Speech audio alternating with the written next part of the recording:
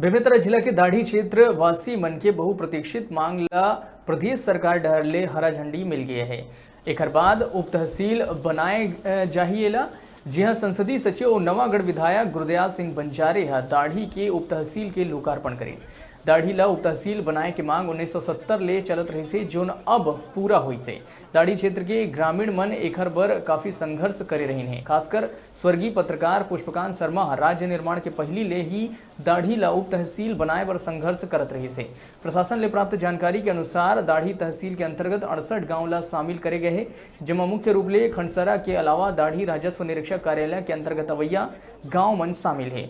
दाढ़ी में उप तहसील शुरू करे जाए से राजस्व न्यायालय की शुरुआत हुई, जेकर ले किसान मन ला आए दिन पटवारी और तहसील कार्यालय बेमेतरा आए ले निजात मिली।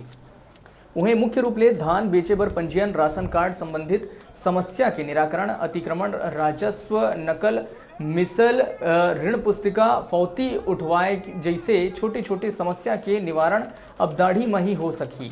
दाढ़ी क्षेत्र की कांग्रेसी नेता और विधायक प्रतिनिधि मोन्टू तिवारी बताई कि दाढ़ी ला उप तहसील बनाए जैसे किसान मन में खुशी की लहर है। उन्हें किसान ला एकर व्यापक रूप में लाभ मिले।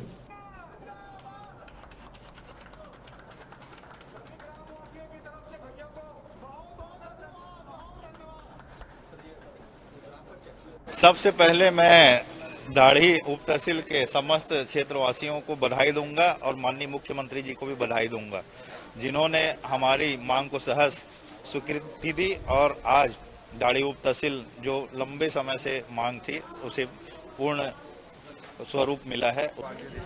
देखिए 15 साल पहले से उप तहसील का मांग था, 15-20 साल से, लेकिन बीजेपी शासन काल में उप तहसील नहीं बनाया गया। दाढ़ी को हमेशा अपेक्षित रखा गया।